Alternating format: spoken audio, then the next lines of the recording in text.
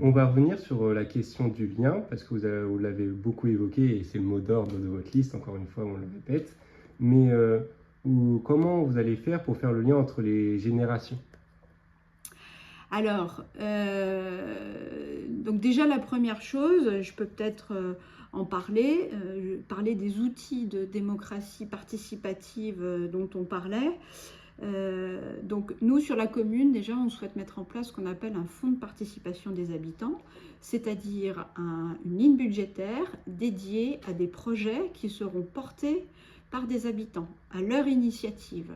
Et même ce seront des habitants qui constitueront en partie l'instance décisionnaire concernant ces projets. Ensuite, je souhaite ouvrir les commissions municipales ou des groupes projets municipaux dès l'âge de 14 ans, pour qu'un certain nombre de personnes de tout âge puissent s'investir, puisqu'on sait que les jeunes ont beaucoup d'idées. À ce titre-là, il faut quand même que je vous précise qu'il y a une semaine jour pour jour, avec des membres du collectif, j'ai rencontré des jeunes de la commune. Nous étions une bonne vingtaine et les jeunes ont autant d'idées, autant d'attentes que les adultes, et donc c'est pour moi indispensable de prendre en compte leurs paroles. D'ailleurs, c'était assez émouvant puisqu'à la fin de la rencontre, certains nous ont remerciés pour le rendez-vous et nous ont dit écoutez, j'ai vraiment l'impression et le sentiment d'être écoutés. Donc après, il faudra réfléchir puisque si des initiatives émergent, il faut pouvoir les accompagner, soit au plan logistique, matériel, financier, et donc il faudra décider. Et puis un autre outil important qu'on va mettre en place, c'est un conseil municipal des jeunes. Aujourd'hui, nous avons un conseil municipal des enfants lié aux écoles primaires. Demain, moi, je souhaite aussi mettre en place un conseil municipal des jeunes de 14 à un peu plus de 20 ans, où des jeunes pourront siéger, où ils pourront gérer et donner leur avis sur l'espace jeune, mais aussi sur tout un tas de projets, et là encore, faire des propositions. Donc, déjà, associer les jeunes.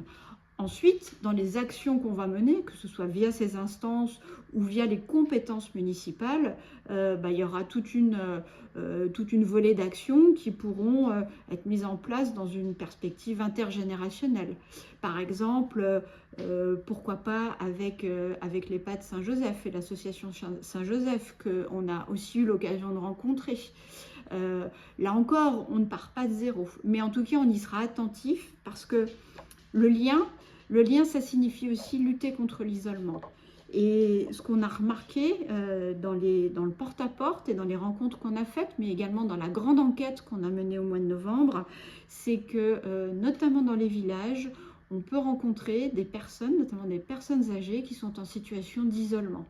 Et moi, je pense que la lutte contre l'isolement doit éminemment faire partie des politiques publiques d'une commune, lutter contre l'isolement.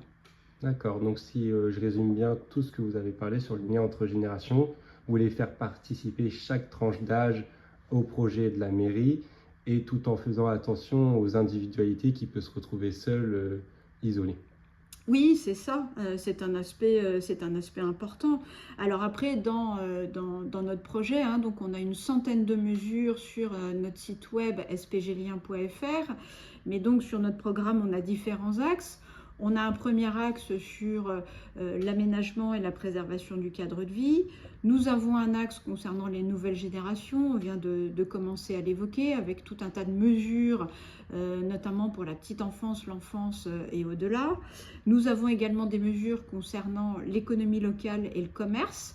Le commerce qui est un sujet important, notamment concernant le centre-bourg et l'aménagement du centre-bourg. Donc là, on voit que la commune doit travailler avec les différentes parties prenantes, les commerçants, les propriétaires fonciers, les habitants, les chambres consulaires, puisque un certain nombre d'habitants souhaitent réellement des lieux de convivialité, des lieux de lien, et ça passe notamment par les commerces, pas que, mais par les commerces. Donc j'ai évoqué le volet de la démocratie représentative. Nous avons aussi une thématique qui porte sur la culture, la programmation culturelle, un pôle culturel, la volonté de rendre la culture accessible à tous dans et hors les murs. Bien sûr aussi continuer à soutenir le sport, puisqu'il y a de belles associations sportives sur Saint-Philbert, il faut continuer de les accompagner. Tout ça notamment au sein de la vie associative, et nous souhaiterions pouvoir mettre en place notamment une maison des associations. Bien sûr, une politique de solidarité, puisque là, la commune en a l'obligation. Chaque commune gère un centre communal d'action sociale, donc ce qui veut dire derrière un lien avec les associations de solidarité, une politique handicap, une politique insertion et emploi, une politique à l'égard des seniors, notamment avec un service dédié aux seniors et aux aidants. Pourquoi pas travailler aussi sur une résidence senior. Et puis enfin, un dernier point important, c'est un axe, une série de mesures concernant la sécurité et la tranquillité publique. On a dans notre programme une série de mesures à ce sujet, par exemple la mise en place d'une réserve communale de sécurité publique avec des bénévoles citoyens en cas de gestion de crise. J'évoquais tout à l'heure par exemple la neige et les coupures d'électricité. On a également le fait de vouloir travailler de façon importante sur la sécurisation routière, la sécurisation des déplacements. C'est un sujet qui revient énormément, que ce soit au niveau du bourg ou des villages. Donc là encore, on revient aussi sur un sujet d'aménagement, mais aussi de déplacement piéton, de déplacement vélo. Je pense notamment dans les villages, pour les enfants, pouvoir ne pas être soucieux de laisser nos enfants se déplacer pour aller tout seuls à l'école, aller jouer, aller se balader en vélo. Et puis sur la sécurité, je souhaite également, parce que ce n'est pas le cas aujourd'hui, donner une véritable feuille de route à la police municipale. Et je me demande encore aujourd'hui pourquoi ça n'est pas fait. On a pris du retard sur le sujet, donc moi je veux réellement avancer concernant la police municipale.